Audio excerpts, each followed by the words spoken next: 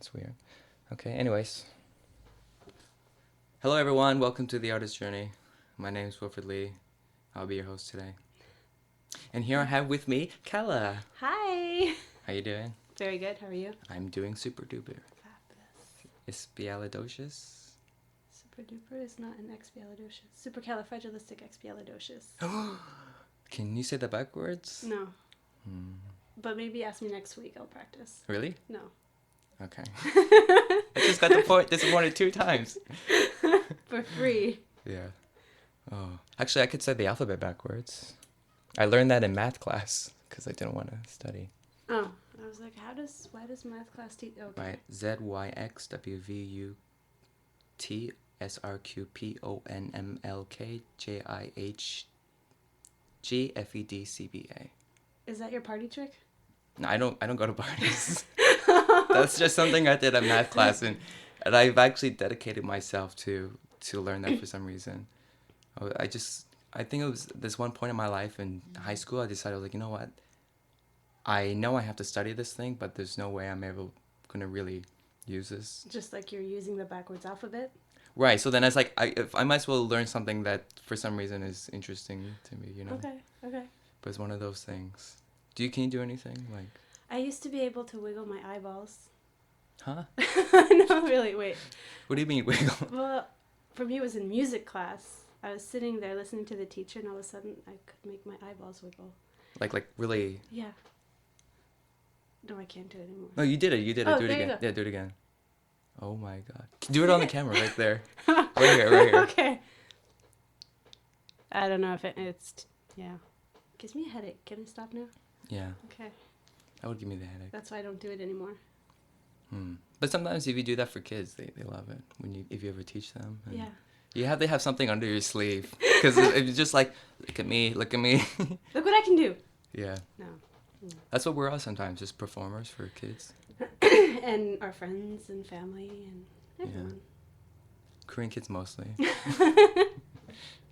Sometimes parents, they just want to know how you're doing. They're just like, why didn't you call? We just want to know how you're doing. Well, you have great parents. You have great parents. I do. Yeah. They like me to entertain them. And are they well connected to the internet? Do your parents understand the internet? And it's kind of weird, right? Like most people's parents kind don't. of? Not really. No, actually. Like enough to check email and Yeah, like message yes, you and stuff yes. like that. Yes, enough to do those things. Right. Like, you know how sometimes there's like a lot of posts you can always do on Facebook really easily. You just text something like Yeah. this. My mom, she still gives me like those 1990 email spams. Like, she doesn't give it to me as a Facebook post. She just give me like this, and it's like, look at this amazing artist. He made this whole complete piece with just paper. And it's like, you know, pictures and like writing. And then at the end, if you share this with 5 people, you might get good luck. Oh my gosh, I didn't know they existed. Yeah. Wow. Like, I kind of realized like how I was maybe really naive and just new to everything, you know, when we first started. Like, the beginning of bots, you know, just spam bots and stuff. Like, there was no kind of thing like that at all during, you know, there had to be a first point for something. Yeah. In the moment. You ever had that situation? You talked to a robot? No. Can you remember a time when you talked to a robot and you thought it was real? Does my math teacher count? What was your...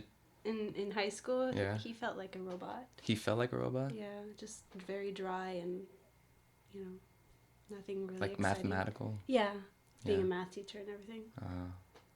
Was it like a beautiful mind? No. Like a priest giving a sermon? No, not really. Not even like that? Not even like not, that. Not that Just- kind of just robot? like the words were in his book. He said it. He wrote it on the board, maybe, if you're lucky. And just, that's it. Yikes. Never talk about anything else. What was your favorite class back in school? High school? Yeah. English. Because I was better than everybody. Because it was a French high school. So everyone didn't speak really good French then? No, most of the people didn't. Uh-huh. Oh, really? So, yeah, their limits were, in their words, yes, no toaster. Yes, no toaster. That's a big thing in Quebec. That's perfect in Emart too. Yeah. Toaster? Yes. Yes. No. Yes, toaster. Like that. You can have a whole conversation like that. I think I have. but not about toasters. Yeah, that's so funny. It's so weird. How does that work? You know, when you have limitation of language, and for example, if you only know yes, no, toaster, you're how limited are you to completely express yourself? Not really, because you still have your body. Yes, you do have your body. You can Body also, language. what if like but toaster was the only word you could use to describe everything? Like you have to go to the washroom. Yes, toaster, toaster, and you're doing like washroom kind of. Actually, I kind of sounded like a Russian accent. Well, this is where inflection comes in, yeah? Yeah, Okay. toaster. Yes. Creepy. No. Yes, that was my creepy point. Better than a robot, or something like an AI. That'd be fun. It would be fun. Yeah. Do you think there'd be another time when robots would start to have AI? Any form of artificial intelligence? Yes. Yes. Yes. What makes you say they don't already? Oh, how would we be able to know if they do? That's a good question. Because they do kind of act like our minds. We feed them information, they give us an output. This is I true. feed you information, you give me an output. I'm a robot? Well, that I don't know. Do you want to have a conversation with a robot? Okay. For people who don't know, if you check out cleverbot.com, it's basically you speak to an AI. And what happens is that this man, he started this program where he started creating an AI on a chat program. And he made it have conversations with people all the time, just random people. And he did studies. And for example, he's like, I'm having a bad day. Then they would come with an inflective question like, why are you having a bad day? Oh, because I missed my date. What happened? Why did you miss your date? Blah, blah, blah. And then later he sent this program to the internet to gather more information. So Cleverbot has had conversations with millions and millions of people. So any Wow. response that you give to it could always have a very, weird or very interesting, response back to you. Huh. Okay. So we can actually.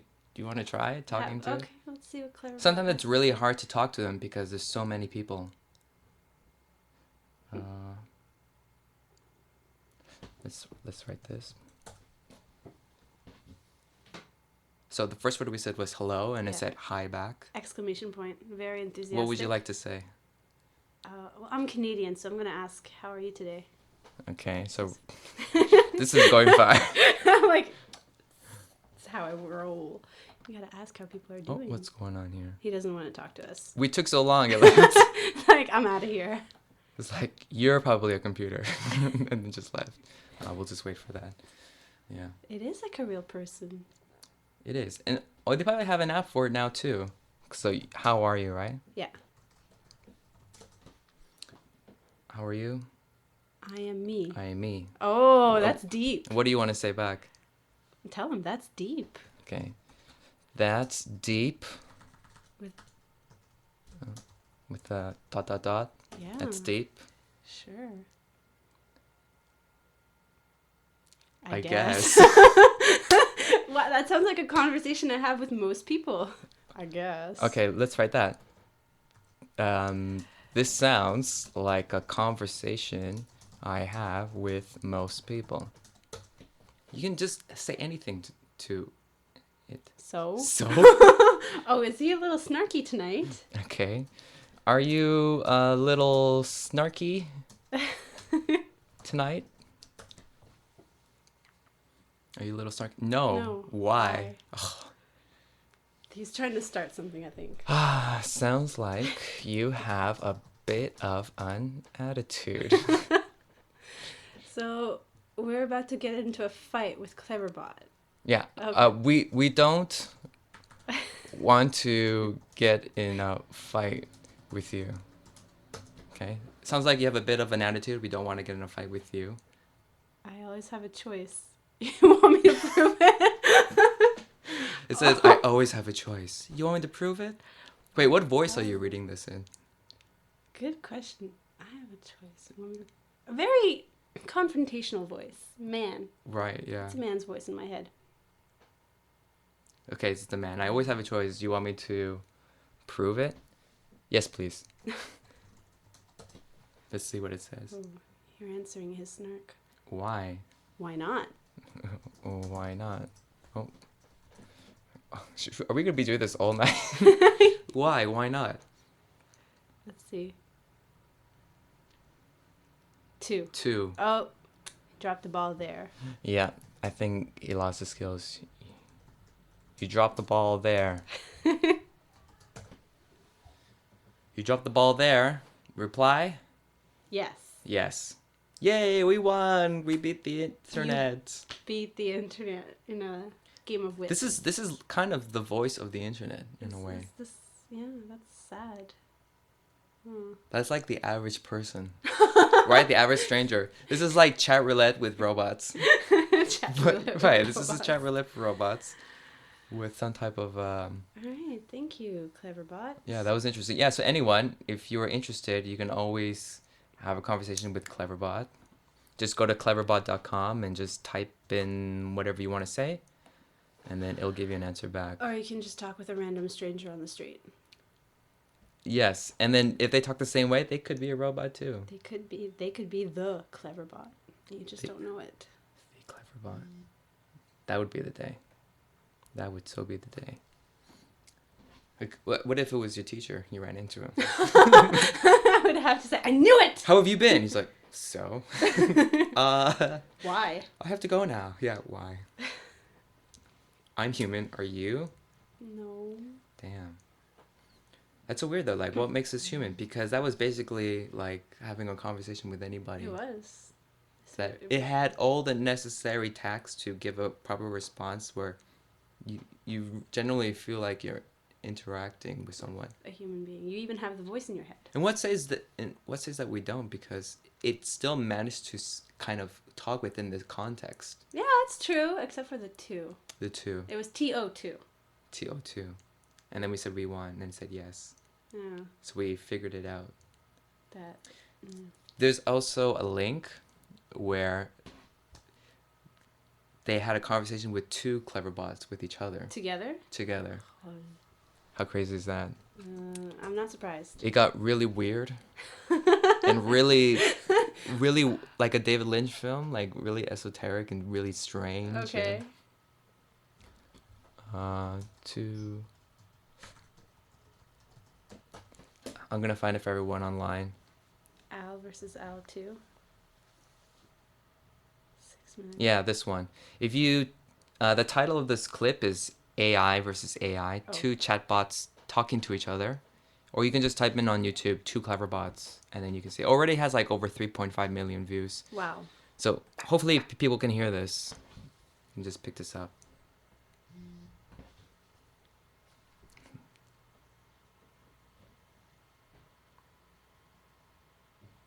We wanted to know what would happen when you let 2 chatbots to talk to each other, so we hooked up Cleverbot to itself and watched what happened. Hello there. Hi. How are you? Great. You. I'm okay. That's good. Are you good? Yes, I am good. I just said I was. No, you didn't. I said I was. So you are a robot? No, my name is Cleverbot.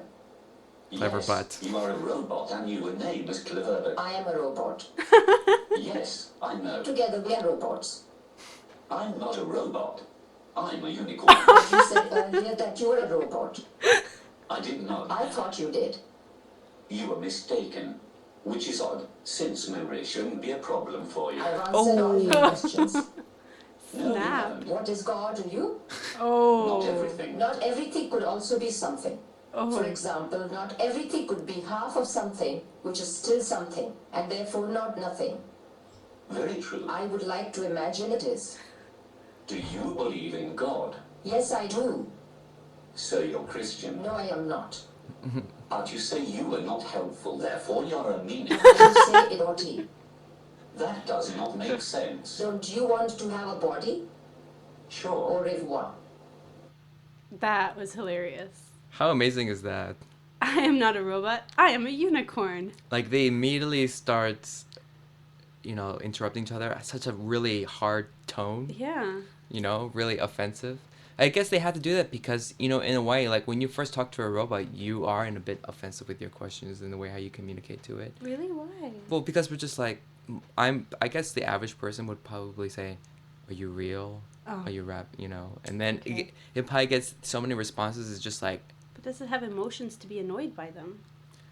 she sounded a little bit pissed off. They sounded like, yeah. What has got to you? It's like, I already said I'm good. I'm not a robot. I am a unicorn.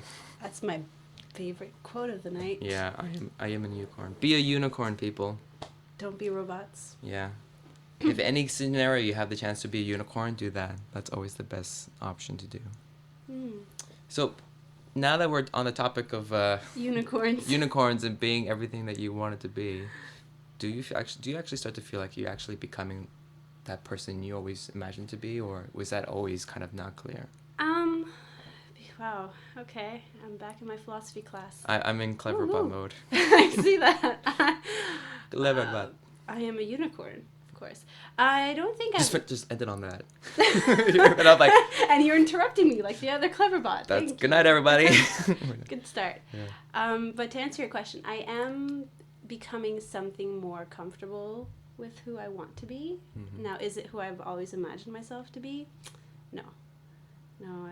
Trust me, as a kid, I never imagined myself in this setting doing this thing. Mm-hmm. What if we invented time travel and you could go back to your 12-year-old self? Oh my gosh. Okay, When you were 12 years old. 12 years old. I'm Yeah. in Quebec. Yes. You're the okay. top of your class. I'm the bottom of my class. Okay. I'm gonna admit it. I was not the top of my, except English class. Right, exactly. So let's say you're in English class with your 12-year-old self. Okay. So you're in full high spirits and We're talking to each other. yeah. Okay. Hey, what's up, dude? Dude, is this in French? You just gave me like the translation. Why did you think I was top of my English class? Because I spoke French? No. I was better with English. Growing up, I was always more comfortable with English. I think it's because when we lived in Germany, I was more exposed to English, even though I'm French. So moving to Canada was like, what is this world you speak of? So, how old were you when you were living in Germany? I lived there up until I was 6 years old. 6 years old. Do Yeah. you have any fond memories or things that you can recollect? I remember where I lived, the military base, the apartment buildings, Yeah. the swimming pool, and my first boyfriend. Oh, really? Oh, yeah. Do you remember how you met or how that whole happened? I think we met because our parents were friends, but I remember he had blonde hair that's so blonde it's white. Okay. Yeah. Yeah. And I remember I was at his birthday party, Mm-hmm. and I kissed him. And that's what made the Memory so fond. and that's the official way of becoming a boyfriend and girlfriend When you're relationship. 5 years old, yes, it is. So did you guys break up when you left? Can't remember. So tragic. Wait, are you still out there? If you're watching this. This is some type of unresolved situation or It plan. It could be like the 100% girl. 100% girl. Do you know that? There's a story by Haruki Murakami. He talks about the 100% girl. In which story? Because I've He read all his he does stories. have a ton. Maybe it was in his book called The Elephant Vanishes. It was a collection of stories in that one. I read that one.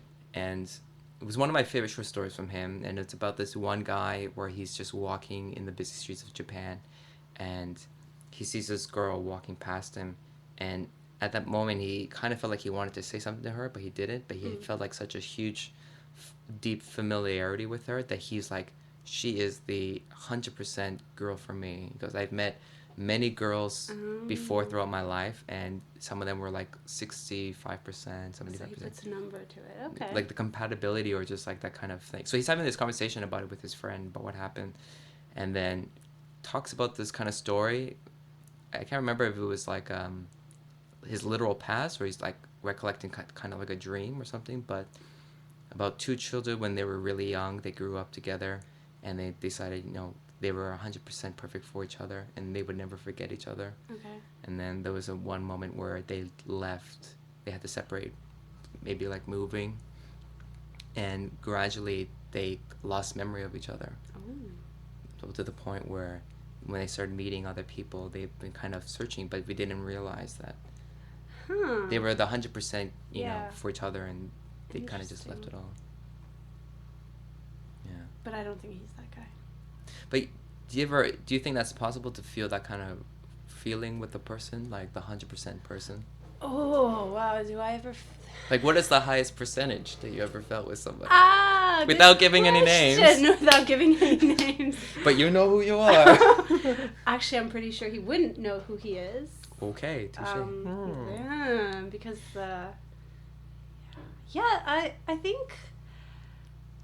Like an A plus. Oh, now we're into letters. I thought No, we were no, into no, numbers. just- Yeah, there's some people you're more compatible with, for sure. Yeah. But does the compatibility still stay the same as you evolved in life? I don't think so. Like, someone I was compatible with last year, I would not have the same compatibility today, most likely. But at the time when you were together, did it feel like that person was the 100% person? No, I've never reached 100%. Ever. Would you say you ever felt anything towards the 90s or the 80s? 90s and 80s. That's wow. Did I? Or what Yes. is- 80s. I'll get close to 80. That's a pretty good number. That's a pretty good That's a number. good. That's a good number to Yeah. ask everybody. Like, what's the number that you What's felt? the number percentage have you ever felt with someone compatibility wise? Yeah, compatibility wise. Yeah, I've been there, I think. I think we've all been there. Oh, that's great. Okay, so anyways, like we mentioned before, you were in Germany Yes. until the age of 6. You've had your first boyfriend. First boyfriend. But at that love. such an Yeah, age, it's it is love. kind of a pure love. It is. 'Cause Isn't it? 'Cause There's you nothing have- more to it. And you have no ulterior motive. You have nothing to think about. It's just just like as hanging pure as it out is. together. yeah. It's like, hey, you're English, I'm English, or sort of. Toaster. Yes? Yes. No. Yes. Yes. Say no more. Yeah. So then, so after you went straight to Canada? Yeah. We moved from Germany to Canada. And how was childhood life back in Canada? Back in Canada, I didn't really live in the real Canada. I lived in Quebec. Oh, Oh, bird. snap. It was good. Do tell. It was because I lived on a military base. I had a very sheltered life.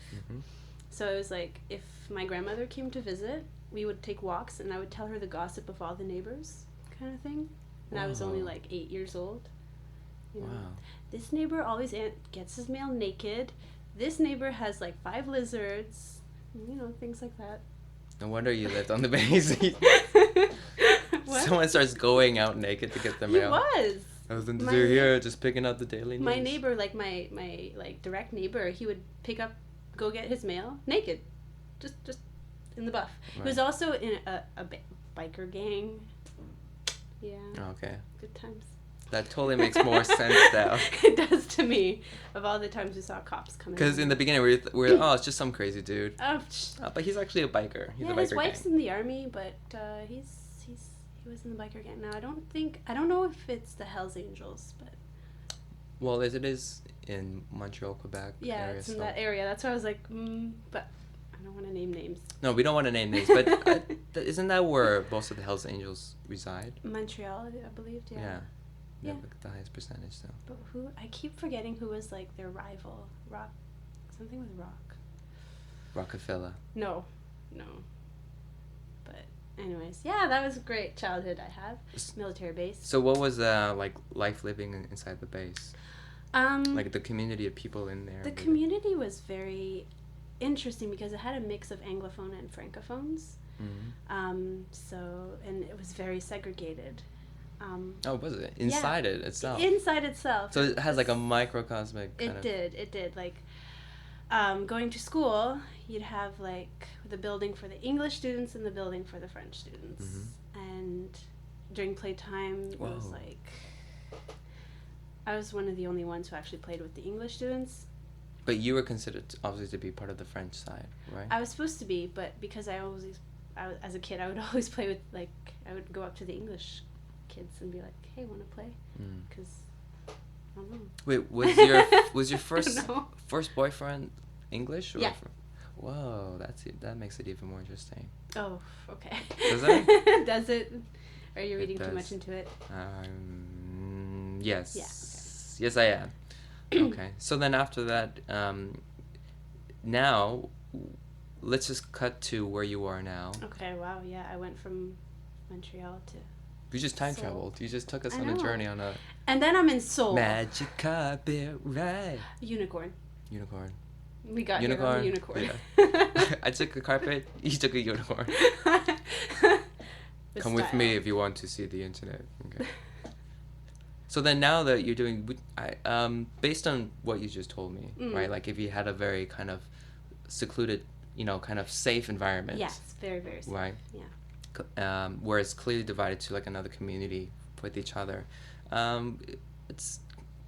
guess it's kind of safe to say that you've actually come a long way.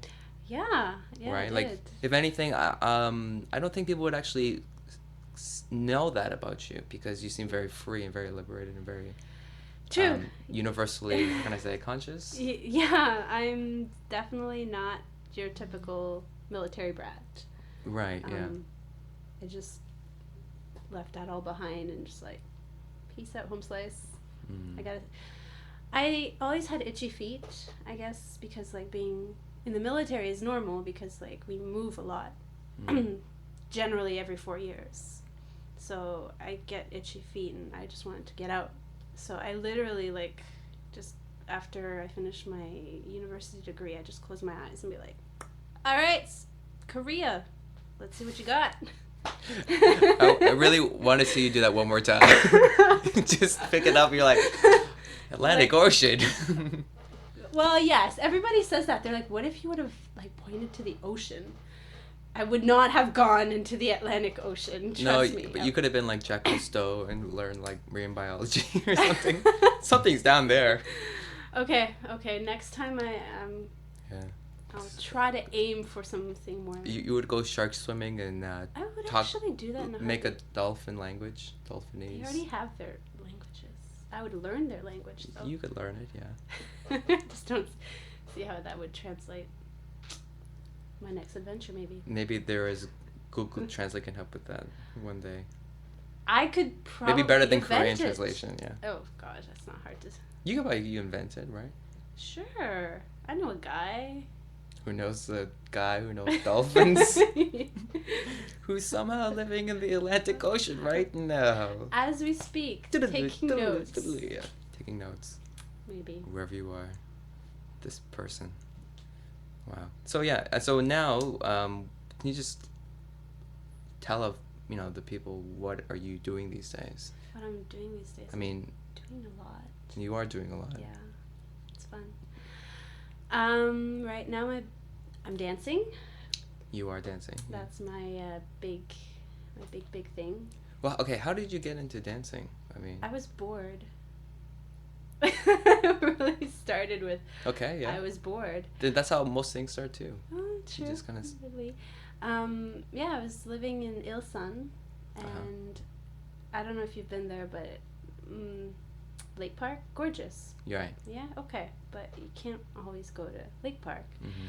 And then the other things to do would be go shopping, which is not my thing. Mm-hmm. And then or drinking, which there's just so much of that a person can indulge in. Right. So I wanted to try something new. I'm like, come on, I'm in a new country. Let's just throw myself out there. So I looked through the internet, Facebook actually, and I found classes for belly dance. And it was like open to all levels, come and have fun. And I'm like, all right, let's try this belly dance thing. Mm-hmm. And I did. And here I am today, performing and teaching and just enjoying every moment of it. So at that moment when that happened, how long has it been? 4 years. 4 years doing belly dancing. Yes. That's amazing. Great big passion. Wow. Yeah.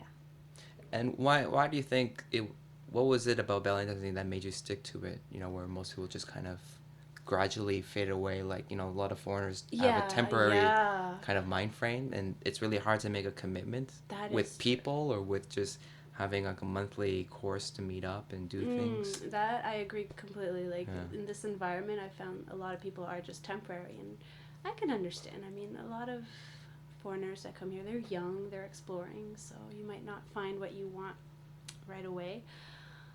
I honestly, I don't know exactly why that particular activity stuck to me, but my body just said, "Yes, this is great. Can I get more, please?" And I was like, "All right, let's do this." Sounds like your stomach. Kind of like when your stomach is like, "Can I eat the whole pizza, please?" I want to go belly dancing. You're like, all right. Just relax. But it's like my whole body, not just my Right. stomach. I'm not saying it was all like sunshines and rainbows the whole time. Like obviously, But there might have been a unicorn involved. most likely Going towards the sunshine and rainbows. going towards it, the unicorn's always Yeah. going to show up. But it has been the most fulfilling adventure in my life. Like, what I loved about it is that yes, it physically engaged me, but mentally as well and spiritually, it was like art and a workout at the same time, and just so many layers of it that you just keep reaching your next plateau, but no, there's more and more and more, and it kept challenging me. Obviously, I was very lucky to have an amazing teacher to like open up all these doors for me. It's like, oh, Kala, you like this? Well, look at this. Oh wait, behind this curtain, voila. Never enough. So from that point on, what is the how can I say? For example, for myself, I remember this one moment when I was drawing, I had a kind of a strong epiphany, and it was everything important is invisible, and that's how it kind of helped me with drawing. And I wouldn't not really come to that conclusion, maybe towards that perspective, without actually getting into drawing. So Okay. what was like a type of deep insight that you got? Because you did mention that you've gone through you overcome those plateaus, Yeah. but there must each plateau was a bigger insight to something Bigger insight, yeah. more, right? Well, it's hard to pick just one. Like, there's so many. But what really, the bonding I had with, that sounds wrong, but with the other girls that I danced with. Sure, yeah. That was one plateau because I used to be very, very introverted, and like new people was like, ooh, no, I'm not really cool with that. I'll just be in my corner and do my own thing. That was one thing. Obviously, trouble with body image, because so many girls these days have that, and I really overcame a lot of it through belly dance and accepted like yeah, my body's pretty awesome the way it is. Like, just be grateful for the bodies we have, and we're all beautiful in our own ways. That would be it. And I found that dancing was the best way for me to be more spiritually connected with just the universe. How does it connect you that way? For me, dancing is like praying, like in motion. Some people do meditation where they sit on a pillow and they concentrate on their breathing. Some people will kneel before an altar and then just say words. I dance. And for me, the outcome is the same as all the other forms of prayer you can think of. So. Yeah, it's like the quote. I remember in my choir, they used to write it down on the board. It said, "Singing is praying twice." Twice. Oh. So imagine with dancing. Quadruple? Sure. Multiplied by 4. Yeah, I guess that's a really great thing. So in a way, we did a lot of collaboration together with Nava and Eshe. Best. It's a very talented Eshe as well, and the very talented group Nava. Yeah, it's multi-layered, Nava. It's always multi-layered. Always reaching the new heights of transcendence and. Yes, we've reached transcendence. We're using these big words today. transcendental, astral projected, universal conundrum. With the unicorn. It's Beladocious. Yeah. Anyways, yeah. So for that point, we done some stuff together, and it's really interesting, and it is always interesting, like you mentioned. You really need to connect with the people around you. Yeah. Within the group itself, and it's because I can kind of see, when you girls are dancing, like you have a really interesting, unique bond compared to most people, especially with dancing, specifically with even belly dancing too, because it does have an always kind of spiritual kind of atmosphere to it when you're doing it. I feel like that. Yeah. I don't know if everyone does, but we do Mm-hmm. in the group. And we honestly do love each other. I mean, we are dancing together in class, practicing for the shows, enjoying every moment and being silly together. Mm-hmm. And then outside, we do socialize together and go crazy. Like recently, we went to birthday parties and we explore each other's world as well. So most of us Nava girls went salsa dancing last Saturday. Oh, really? Oh, yeah. How was that? That was awesome. Have you done salsa dancing before? I've taken... No. I've been shown, not official classes, but I've been shown the basic steps. Okay. I forgot it on Saturday, but I got right back into it, and it's really fun. I love the fact that, you just, like, dance with someone, social dancing. It was really interesting, because I don't do that kind of social dancing. It is very social. It's very open. You don't feel too like you have to hold yourself back in a way from other people. It's not very scary. You know what I mean? It's not, and everyone was really nice. Like, Right. when a guy came up to me to ask me to dance, my first thing I would say is, yes, but it's my first time. Mm-hmm. And he'd be like, oh, that's okay. Right. And then he would show me the basic steps. Mm-hmm. So You know what's interesting too is that guys would actually go up and ask you if you want to dance. I Which love is that. which is very rare. It's rare. Yeah. You're just asking. dancing, and out of nowhere, some guys coming behind you like Slender Man, and you're just dancing, and you see this one guy like no eyes, no nose, no mouth, and no ears. He's like wearing a suit. He's just standing behind you, and you're just like dancing, and like just starts to grind behind you. It's like a thriller version of Night at the Roxbury. You just described like Yeah. many girls' weekends. Right. Every week. Many girls' weekends. Friday, Saturday, Sunday, sometimes Thursday. Ladies' night. At your local club or bar. Yes. Preferably club. Stay away from those bars. Please do. Or just learn how to say no. Yeah, so, that's what it's really interesting, like you mentioned about if you get really deep into dancing and the way how it's commonly used, within clubs and stuff. It does have a really forceful mating type of sexual intensity to it. Yes. Like you can clearly feel the motive when people dance with each Or other, you see especially it. with guys and girls and stuff.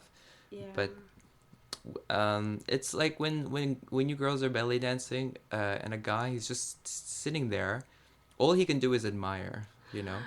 It's funny because I had a friend come to one of my shows, Yeah. and he admitted to me, he's like, I didn't know where to look, so I didn't look past everyone's shoulders.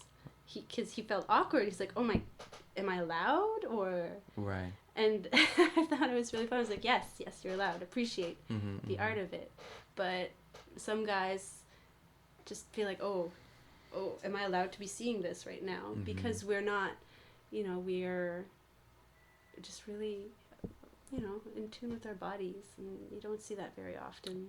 Right, and it really does. How can I say? It really does exude like a stronger confidence, and energy. So it's like a confidence is in a way is kind of like a light. So when you're doing something very unique and you obviously you practice, you're not just going out to do it. Like I don't know if that's possible at Ashley's place. He's just like, so we're gonna have this big show. Don't worry, I'll wing it. I'll wing it. Well, just people like Ashe can wing it. This is true, yeah. When you have that talent and so many years practice, she can wing it. Mm-hmm. I will practice. Yeah. Which is what I am going to do after this and tomorrow for Wednesday's show. And where's Wednesday's show going to be at? We have a Halloween show Oh, Yay! on Halloween. On Halloween, you know, like on point.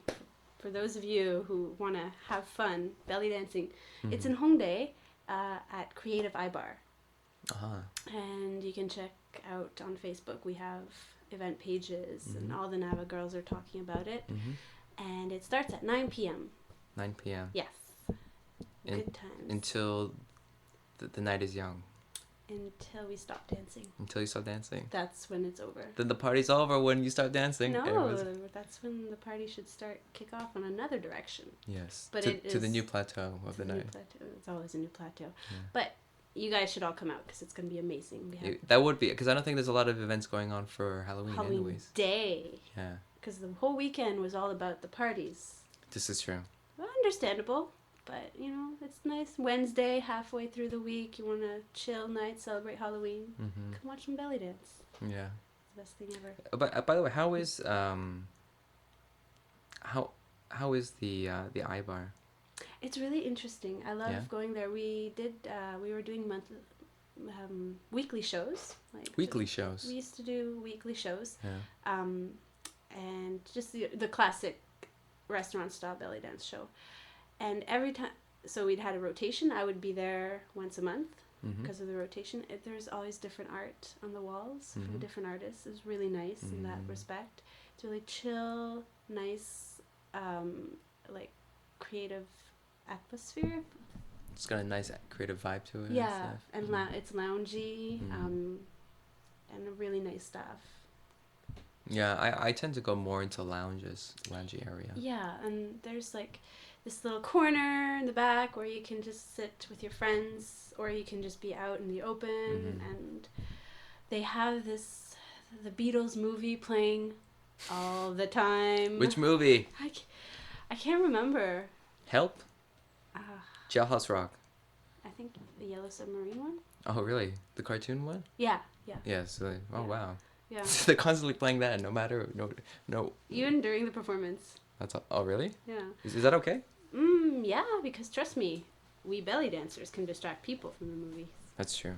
We have you're doing a good job when you unleash your power. Yeah. You girls are like a spiritual form of Power Rangers, but you do it with dancing. I don't want to be compared to Power Rangers. Okay, let's ixnay that one. Thank you. What would be another? The Three Amigos? But there's more than 3 of us. The 8 amigos? Amigas? The amigas? You got nothing. Yeah, I let all that out. So, now we understand that kind of part of yourself doing the belly dancing and stuff. And what's really interesting is that you've recently released and launched something very interesting that maybe a lot of people don't really even know about. Yeah, it's still new and fresh and crawling its way out there to the public. And it has a great, actually, site name, too. Yes. I really like it. Thank you. I was really surprised that was actually available, because it was like such a good name. Oh, yeah, that's true, right? Like someone must have took it, but no one did. Someone did take it. Me. Yes. And that site name is what? Storiesonfire.com. Storiesonfire.com. How great is that? Stories on Fire. I got inspired by my email address, which is kalaonfire.com. And I'm like, I really spent a long time trying to find a domain name, and I was like, I can't find it, and just why not keep it simple? I'm like, yes, Right here. you're right there. So storyonfire.com launched last week. It's regarding the stories that I write. And how exactly did you start with that? How did that all happen? We're going back. We already went back to the time she got born to. Well, we already traveled to Germany, so. Well, now it's Canada again. Okay, we're in Canada. Back in Quebec. Okay. A lot of trees. When I was a teenager, from my early teens on, I used to write lots of fiction, because I was not the most studious of students. You memorize the alphabet backwards, I would write stories. This is true. What have I been doing with all my life? I don't know. So I was always writing, and all of a sudden, when I was about 17, 18, I just stopped. I don't know why. The stories just didn't come. And then recently this summer it just started up again. Like I just picked up paper and a pen and I let out that first story and I was like, that feels better. And then more came and came and came. Did it feel that a time when before you wrote it that it was in there already and you had to kind of let it out?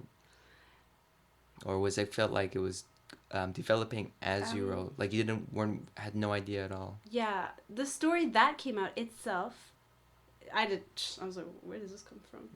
You know, I'm like, no, okay. Thank you. Yeah, I'll accept responsibility for it. I'll take donations as well. And I obviously, if you want to give me donations, I'll smile very brightly.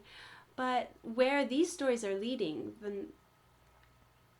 the novel that will come out of that's been in my mind, and I've felt it for many, many, many years. It's kind of like every now and then it's like, hey, I'm still there. And for the longest time I was like, I'm not touching you. I can't do that. And then since these stories are coming out, I'm like, okay, I'm getting there. So when you had that kind of, let's say the well was a little bit dry at a certain time, how did that start to happen? I mean, at that time, did you just feel like you weren't prepared yet?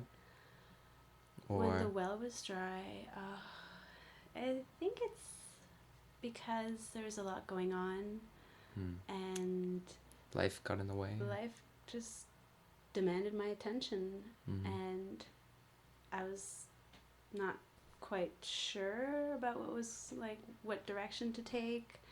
And that's when I threw everything in the air and just pointed at the map, came to Korea, and kind of learned to get more in touch with who I am, which is my artistic side, which is started with, dance.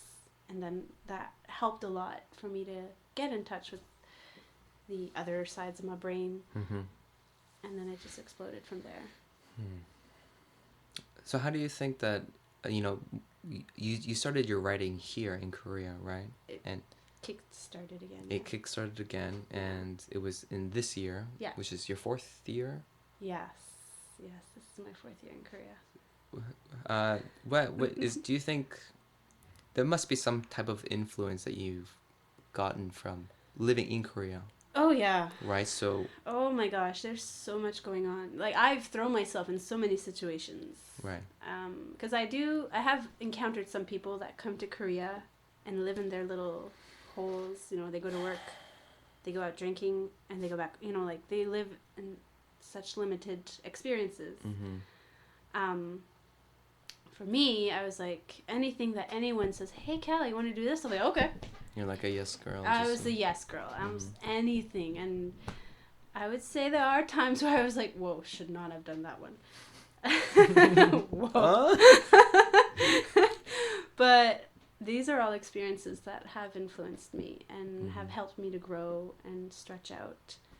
So, and not only experiences, but meeting people. And that's what I love about Korea's the diversity of people I've met is so beautiful.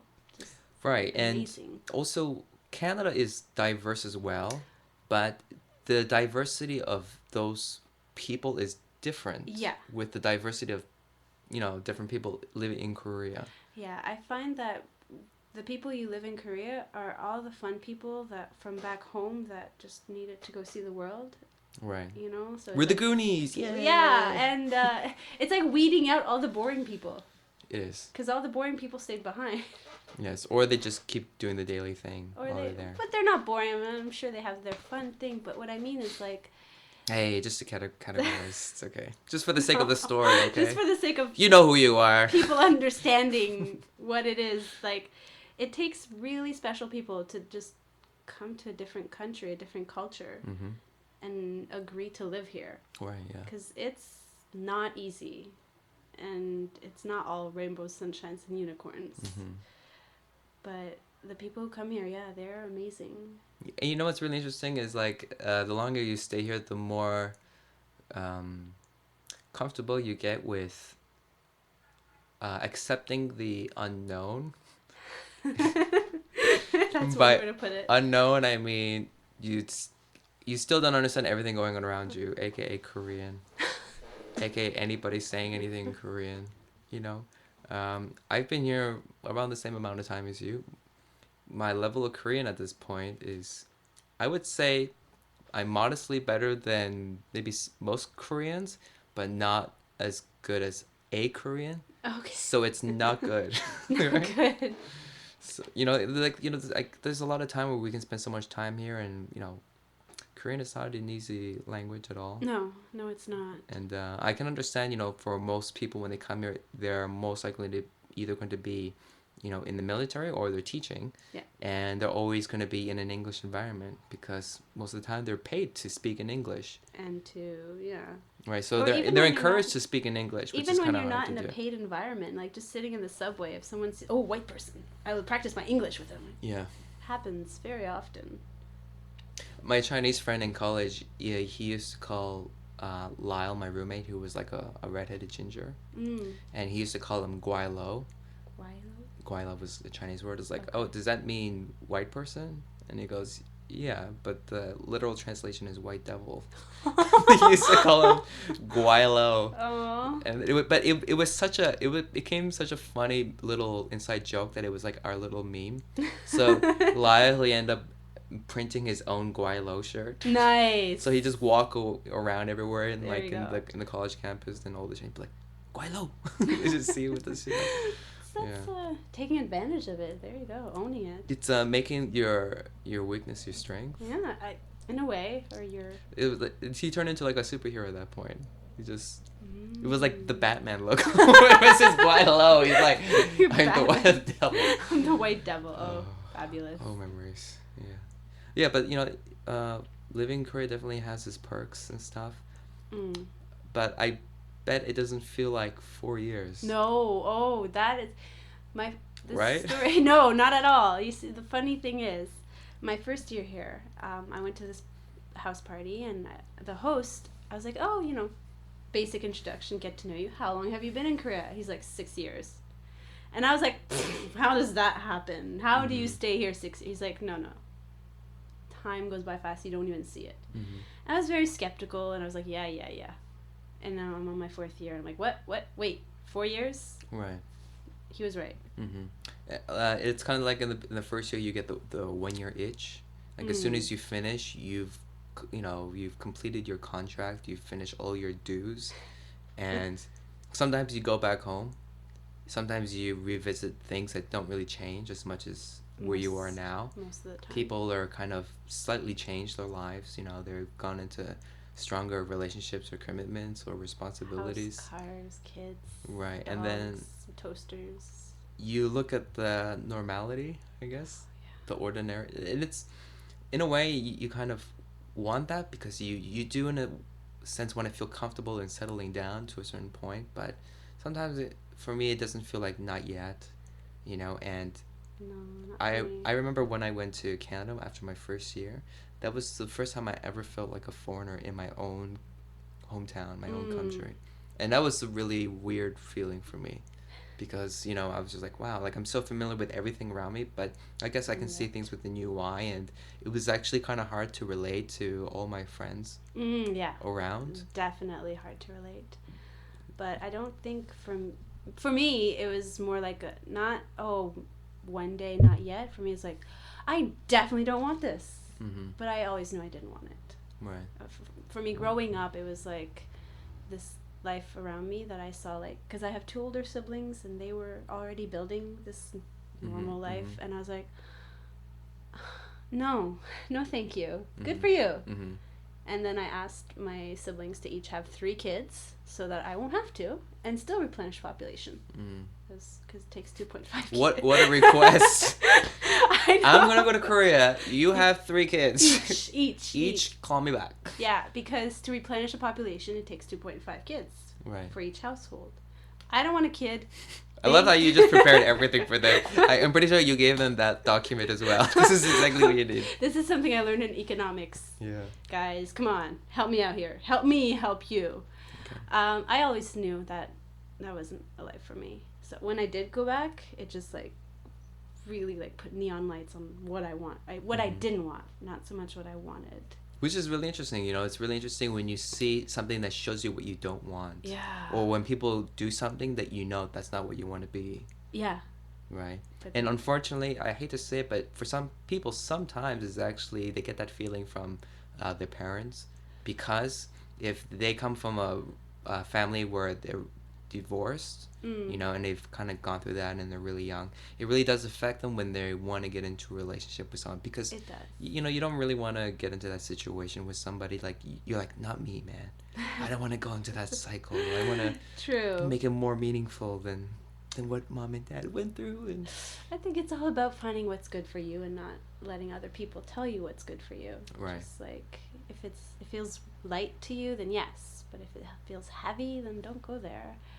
Like when I have conversations with my friends, either back home in Canada or here in Korea about relationships, it's always like, it's good for you, and I'm happy you're happy, because especially back home in Canada, a lot of my friends are, you know, married, have kids, and house and dog and good, happy green grass, and I'm always supportive of them. I'm like, yeah, you go, you get that second kid. One more to go. Go. I wish whatever gender you want, I'm supporting that. Move it. Yeah. Yes, really. But if it comes to me, it's like, no, thank you. I'm just a person in the crowd, just giving you I'm just support. gonna cheer you You have a on. sign. 2 down, 1 more to go. One more. Like the march band comes over, like Yeah. dun, dun, dun. They're doing their I'll hire rendition of them. Oppa Gangnam Style, and Of you're just course. doing your thing. I won't do the Gangnam Style though.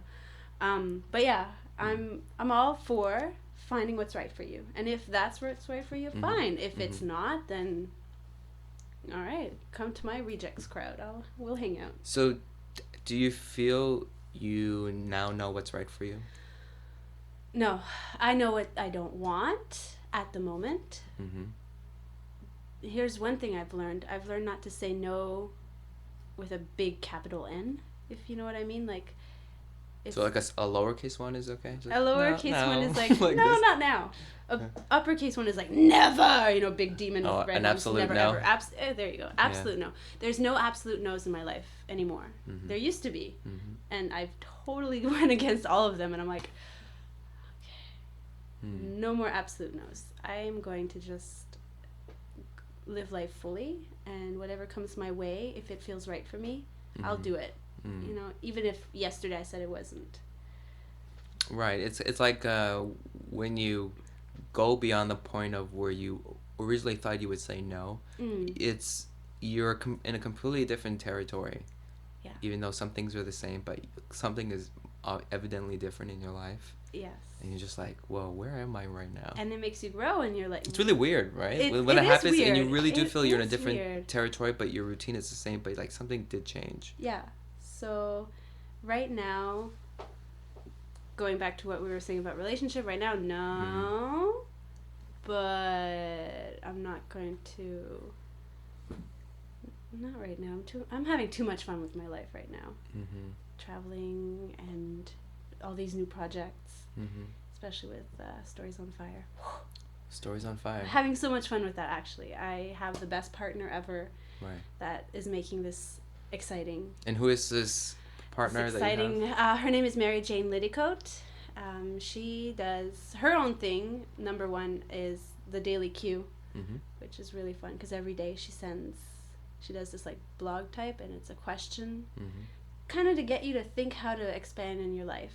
And I met her through another friend, and what started out as just casual meeting was like, I asked her, where can I find a computer? And she's like, I have one freshly refurbished for you.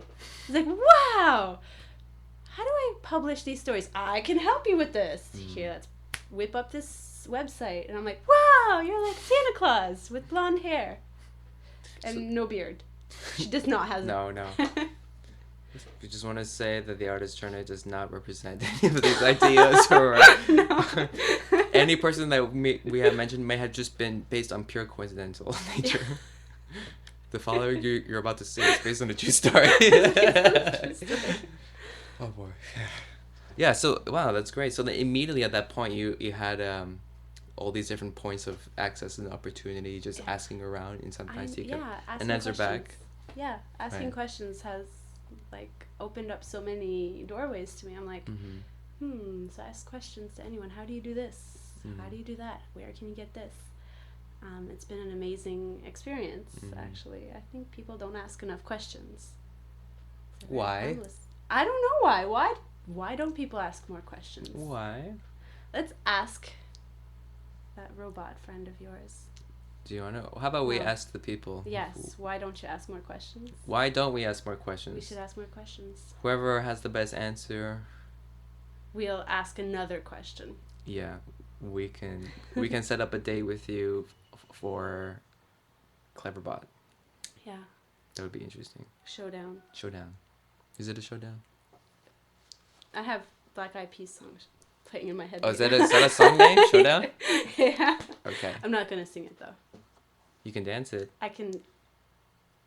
And another time on Wednesday. Wednesday, Halloween, people. Wednesday. Ibar.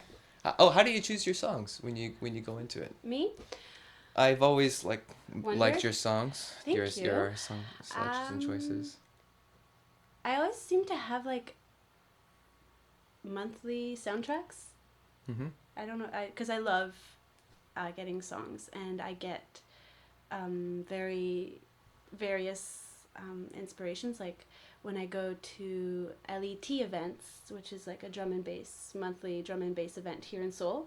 LET. You can check that out on Facebook if you like drum and bass and LET. awesome music and live singing.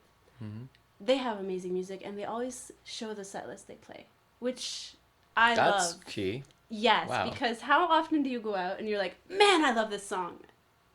How do I find this song? And it's almost done. You're like running around like, quick, what's the song? Anybody? And your app doesn't work. Yeah. Or your app says song Oh, is not in You our... want to know this song? Let me load up for you first. Yes. And you Or have to- no, your song is too obscure. We don't care. Yeah.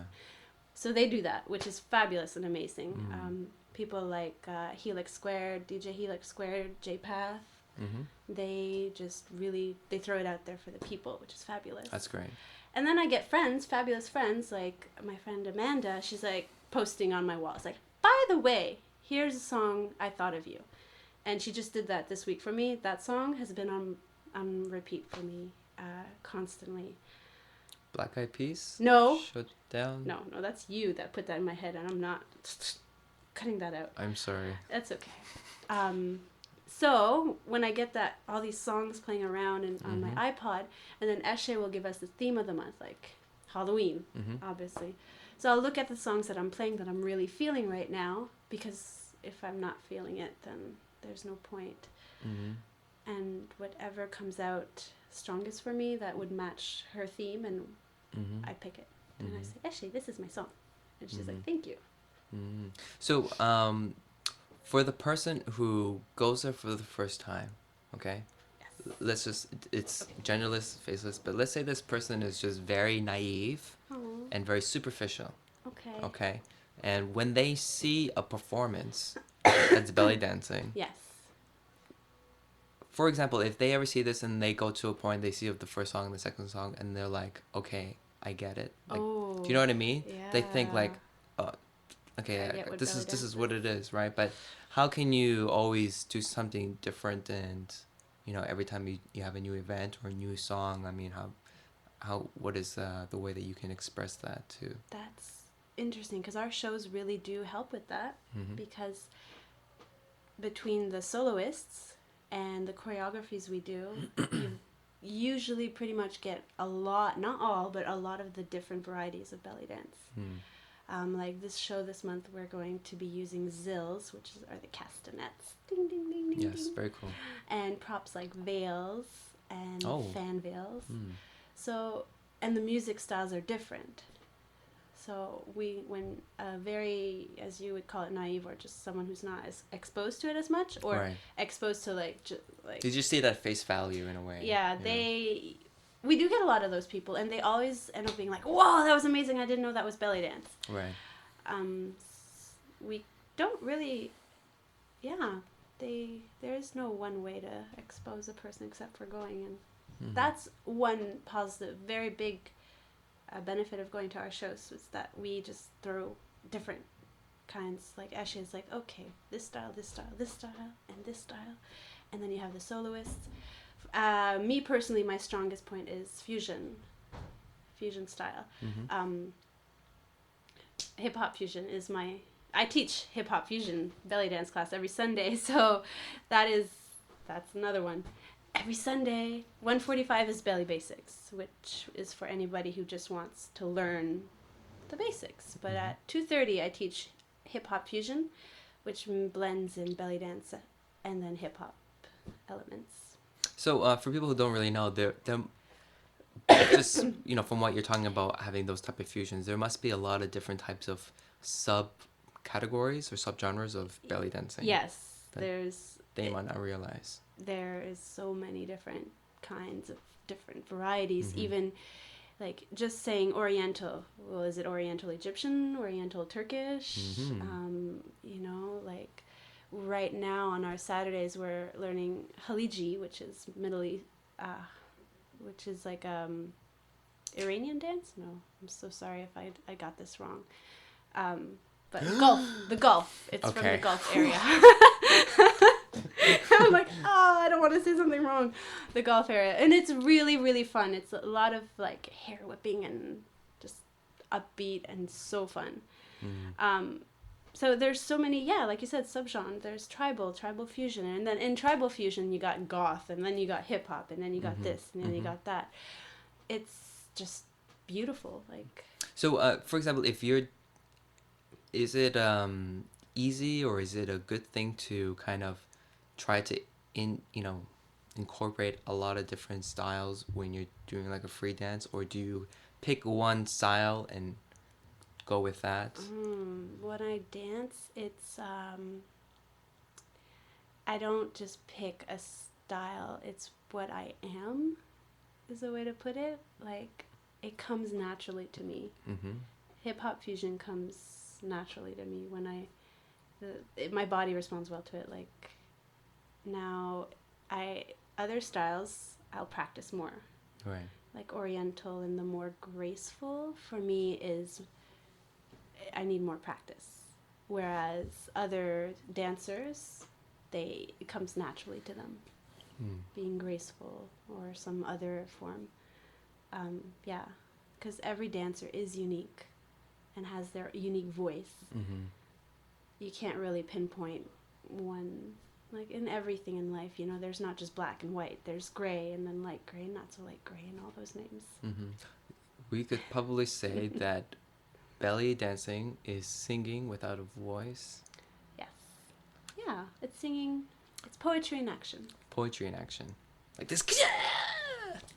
I've seen martial arts in belly dance. Except it looked better than this. Really? Was it like capoeira? Yeah, actually, it was. Because more like that's capoeira. the most musical form musicality. Yeah, actually, martial arts.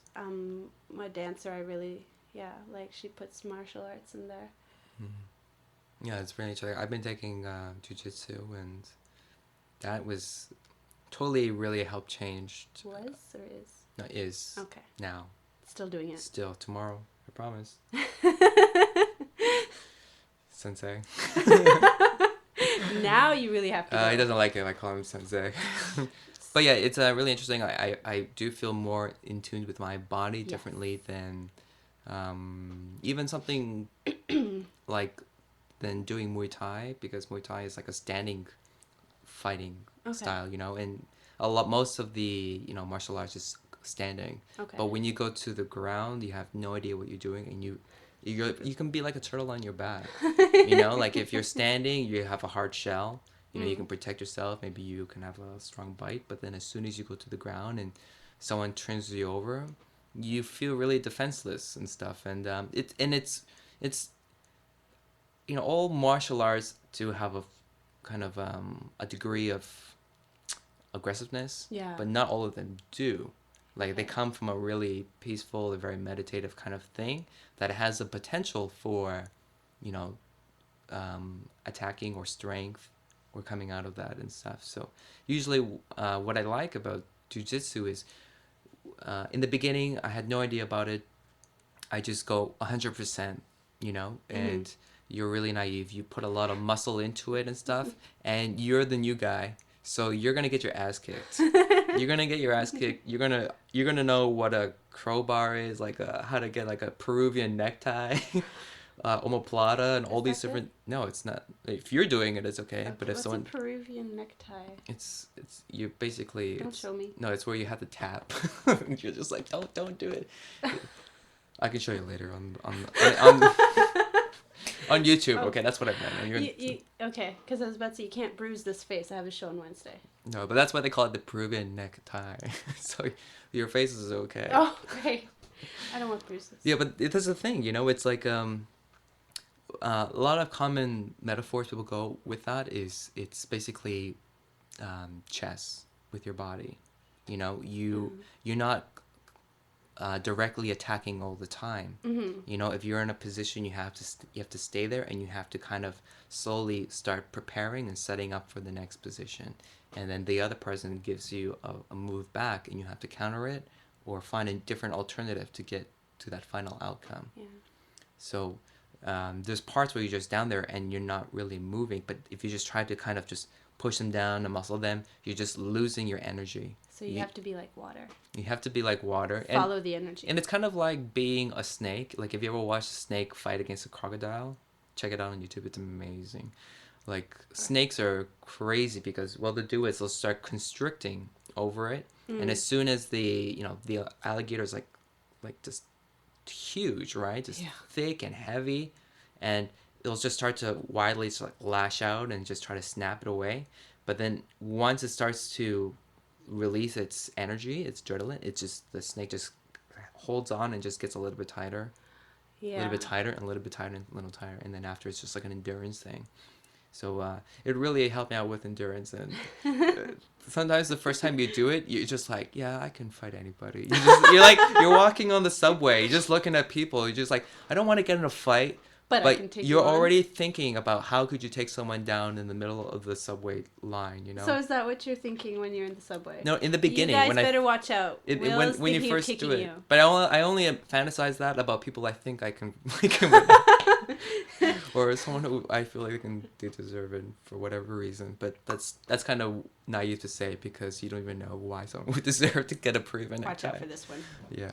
But yeah, either way, like it's really interesting how you dancing or fighting. It's the same thing, and I got that when I was studying in New York. I had this teacher. His name is Future. He's with the House of Ninja Zenchi. He's right now traveling Japan, but he was teaching exactly what you told me. He was like teaching me that, except replace martial arts with dance. So it's true. It's everything in life. You have to be like water. So you were learning martial arts from a... No, dance. Oh, dancing. Dancing. I said take out the word martial arts. Okay. Put the word dance. I just wanted to be clear. Yeah, I was not I did do some Tai Chi in New York. Yeah, that was fun. Tai Chi is pretty cool. That was intense. Did you ever see it that? doesn't look it. It's oh my god, it's intense. Did you ever see the guy who there's in China? He's able to move a plastic bowl of water, like a really big one, and it's on a table, and he's like 3 feet away, and he just goes like this, and it moves. I have no doubt about it. Yeah, and I haven't seen it. Drags it. Yeah. Or there was one other guy recently where he had like a huge stretch of a board, maybe like let's say 8 feet long, and each kind of every 3 inches he put in a candle, and he light them all up, and it's like 15 candles long, like from the distance, and then he's standing on the one side, and then just by punching it he can, just take out all the candles, up to 15. Extinguish the candles. Extinguish them all. Wow. It was crazy. I want to try that. Can I just blow on them? You can. Maybe that's what he's doing. He's just like this. And the last one is like so far away. He's like, ah. But it's not it. You think you'd be able to do that, but if you couldn't do that and you just had to punch, it's really hard just to punch and do it. I remember. I can't punch. I used to work at a convenience store my parents owned, and I think because of that place, I've always had a lot of magazines to read, just anything, because it was like I had to work there so long that I read all the magazines, even like Archie comics to like books about economy or just Teen Beat or like National Enquirer You or like all the hot boys. like trucks and monster wheels or something, like just anything, because I'm just like, oh man, I read everything. Or anyways, so there were some issues that they had like these martial art magazines and have some guy in the front and it's like black belt. You're like, oh wow, this is amazing. And there was one article about how to learn jujitsu or kind of develop your ki, which is like the energy. And he said what you can do is go into a quiet room with the lights off and turn on or bring a candle and light it. Okay. And then stay like an inch away and then try to punch it until you can extinguish it 3 times in a row. If you can do it 3 times in a row, like if you do it 1 time and the second time doesn't work, you have to just restart. I'll do the part where you do it 3 times in a row, and then once you can do that, you move 1 step forward with the candle, and then you do it again 3 times in a row. Okay. And then do it slowly. And I'm like, I could do that. Sure, why not? Did you? So I went to my washroom and I turned off all the lights and I had the candle. I stuck it right in front of the mirror. Yeah. So that was the only thing illuminated. I'm like, yeah, this is so intense. This is so deep. And I'm like, I was like, whew. I didn't want to blow or anything. I'm just doing it. And then I was ready to punch. And as soon as I punched, I actually punched the candle. And all the wax was like whoosh, all over the window or all over the mirror, and just like, oh shit, and the lights are off, and I'm stuck in there with the lights off and like wax all over my mirror, and then wax is really hard to get off of a mirror and stuff. Vinegar would help. Yeah, but I was at that time where I just didn't care, It's like, you just left it there? Yeah, maybe I was showing off. Who knows? Just showing off that you can. I once punched a candle in front of a mirror. And made a big mess for somebody else to pick up. But it was really funny. It's just like, but I wonder, it's like maybe if I start doing that again. Without punching the candle. Yes, I have more experience to kind of prepare any type of spillage or messy, accidents. Just punch the candle. If you guys can punch a candle with your bare fist, let me know. And extinguish it. Make a video. Yeah. Because if they just punch it and nothing happens, All right, it has to extinguish. If you can do it 3 times in a row, that's pretty good. Yeah. We can try that. Can we should try that. Yeah, sure. I have a big candle. I have a candle that doesn't like tip over too easily. Okay. I'll look for it later. So let's go back a little bit more to your stories and stuff. So amazing stories. Your stories start on Once Upon a Time. It doesn't start, but that's the common thread in all of them. The common thread. Can you explain about the common thread? The common thread is, the line is, once upon a time, not too long ago, in a faraway land much like yours and mine. I read a book about storytelling and how in every culture there's such a rich in stories. And in all these fairy tales, you have that sentence that just tells the listener, hey, we're out of reality. And we're into this other world. I love that concept because as a child I was always reading and I loved being into other worlds, and that whole concept of the storyteller and fiction, but fiction carrying inside of it pearls of wisdom or just about humanity. There might be fiction, but there's still something of us in the real world. That whole concept, I love it. I'm a big fan of it, big proponent. And so when I read that, that about fairy tales and adventures and all that, they always have that common sentence that tells the listener, we're out of whatever we were doing, now we're in this world. So I took that and I just ran with it in a way because it shows up in all the stories. And can you give a little synopsis as if you're writing it on Twitter in 150 characters for I don't know if I can do it in 150 characters.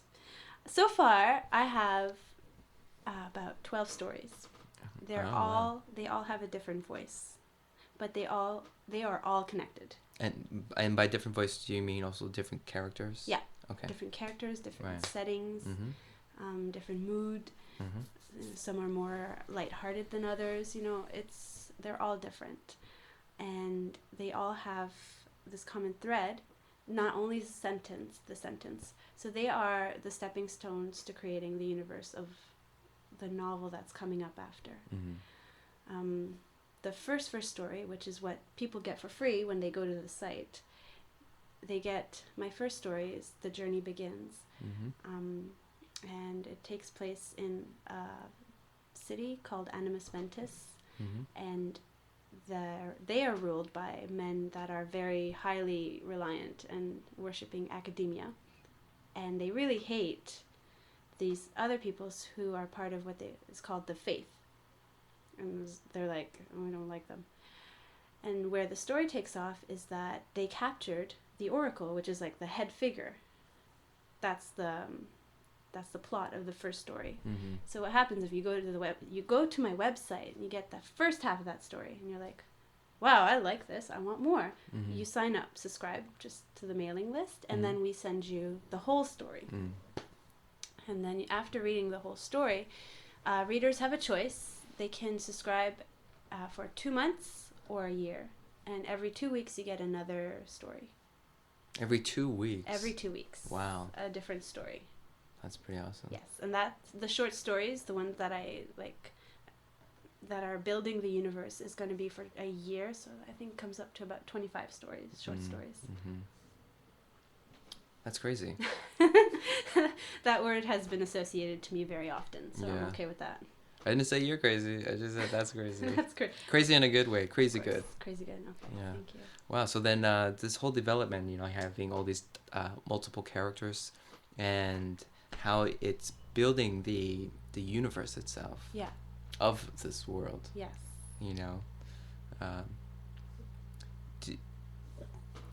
and they all live in the same universe. Yeah. Right. Not in the same time. Right. Like chronologically speaking, it's like sometimes in the past, sometimes in the other present, future. I don't really think there is a present, but like in a timeline, it just bounces. Right. But it's never 100% clear. Yeah, that's pretty interesting though. Like, I've been noticing that a lot too these days. Like people are really interested in that kind of intricate, complex storyline where it has a lot of layers, and then people are always connected in some way. Despite time or location. But why is that? Why do you think people are? Because that's how things are in real life. Right. And But in terms of like conventional stories and stuff where it's very straightforward, I'll have like the odd flashback, but in a story like yours, it has a lot of different variety of characters. Yes. I don't know. You want to feel attached. A lot of readers, they want to feel attached, and to feel attached to a character or a world, it takes more. It takes more to, you build up a relationship, and people love that. Right. And they get carried away, and if they love the story, they just want more, and I think that's one thing about people and stories. You just get attached to them, and the way to get attached to them is by building up these layers. Right. And it's intriguing. Like, for myself, I remember reading series when I was younger and being like, oh, I remember that from there, that other book, and it's just like exciting. And you also feel really smart. I felt smart when I was a kid. Right, and like you said before, you do feel attached and more engaged to Yeah. the story because you really do care about the people and the world that they live in, about that kind of stuff. Yeah, very interesting. Yeah, you know what? It's almost already 10:30. Oh, We've been talking for almost an hour and a half. That went by pretty fast. I know. That was like Korea. That's in a Korean nutshell. time. That's Korean time. That An was hour and a Bali half. Bali. That was an hour and a half Korean time. Oh, yeah. So, anyways, I just want to say thanks for coming out. It was really interesting to Thank you really. for having me. My pleasure to know about the stuff that you're doing. Besides from music, and really seeing kind of like the different dimensions of things that you're doing, and it's always interesting. When you meet people, like you really don't know what they're capable of, and just by looking at somebody, you can never know No, what's it's true. more underneath and stuff. So, what else can people know about Stories on Fire and everything else that you're doing? Just like Just any shout outs or what you want to let them know. All right. For Stories on Fire, Yes. it's an invitation for readers to come read the stories, enjoy, subscribe. get a subscription yearly, that would be fabulous. But it's also an invitation for other artists. On my website, I do have a clear invitation. If you read these stories and you're inspired, no matter what art you do, be it visual, audio, or written, please send it to me and I will share it on my website. And I really, really want that because it helps, it helps to build a universe that just is being created, and B, it's just what I love is when artists connect. Like you said earlier, when we did like collaborations where you come and do your art and we dance, I don't know why, but I get a rush. I'm like, ooh, fun. Right. Because you really do feel the feeding off of each other. Exactly. The energy, the exchange, and just like the outcome is just always, you never know what's going to happen, but it's always amazing. So I invite all artists to read the story. Whatever comes out of it, please share with me so I can share with the world and whoever's interested. Just go www.storiesonfire.com. Yes. See what happens, and I hope to collaborate with you. On other fronts, there's the dancing. Well, we have, like I mentioned, the show on Wednesday in Hongdae at Creative Art Bar. It starts at 9 p.m. If you want more information, like directions, go on Facebook. You can look me up on Facebook, Kala Seraphin. I will absolutely add you if we're not already friends, and I will absolutely invite you to my show. Also, I have my weekly classes. If you're interested in taking dance, trying it, first time for Belly Basics is free. Ooh. At the studio is called Dream Dance Studio. It's Eshe's studio. Yes. It's in Mangwon. Mangwon. Hapjeong area. And again, you can hit me up on Facebook, and the information is all there, or Eshe, or Dream Dance Studio. There's WordPress, if you want to look at that up. The classes are there. My classes on Sundays start at 1:45 for Belly Basics, which is free for the first time, which is always fun, you know. Free stuff. Everybody loves free stuff. Freebies. And at 2:30 is my hip-hop belly dance fusion class, which is at 2:30. And besides that, I will have other adventures that I will be sharing on the internet, my blog, my Facebook. So keep your eyes open because I always love a new adventure. Right. So Who knows? basically, this is only the beginning. This is only the beginning. It's only getting started. We've already been here for 4 years, but things are actually just starting right now. Like, I'm ready now. Okay, I got my impetus. Let's go. I've done what I needed to do. No. I'm ready to go. I got everything in my bag. Yeah, so that's great. So guys, just make sure you clear your calendars for Halloween, the real Halloween. The real Halloween. For a day. very special night of dance and music. With Nava and Eshe. And the beautiful girls involved in harmonizing themselves with the universe. We always do. As well as check out storiesonfire.com. You know, I read the first chapter. That was free. I loved it. That was Thank great. you. Very interesting. Very interesting. So guys, check that out as well. You know, support. And also make sure to like our page on Facebook, Artist Journey. A lot of daily posts and from inspirational stuff, content, and anything you want to share, just share. Just roll about sharing. That's all you got to do. Yeah, we're going to have some extra interviews coming up soon. Also, for people who don't know, Thursday, there will be the 48-hour film screening. Yes, that's right. A friend of mine is screening. Oh, really? Yes. Yeah, there's a lot of people going. So I actually have one film as well with Janet's team, our group, the Hour 25. Yeah. And it was really interesting. We talked about it before with Janet. And if you guys have time, you know, check out the site. Just put in 48-hour Korea on Facebook, or you can write down, as soon as you write down Dongdaemun and Megabox, you'll definitely see the event going up there. Yeah. Make sure you know how to spell Dongdaemun. Yeah. And don't write that in Google, okay? You'll get something weird. Just write it in Facebook and it'll make more sense. Okay? So yeah, just check that out. Anyways, we're going to put a lot of the events and stuff like that. And remember, just check out her stores. They're really interesting. There's 12 more as soon as you get it. There's going to be more than 12. More than 12. That's like we said, that's only a fraction of what's really going to be. I just love sharing. Yeah, we love sharing. And if anything else that we learned today, it's... unicorns are awesome. Unicorns are awesome. Clever bots. Not so much. pretty clever, kind of rude, a little bit douchey, but that's okay. And It reminds me of my friend from England. yeah, we won't go through I that. was like, on that note, have a great night, everybody. Yeah, and yes, no, toaster, Yes, no toaster. no toaster. Okay, bye-bye. Bye.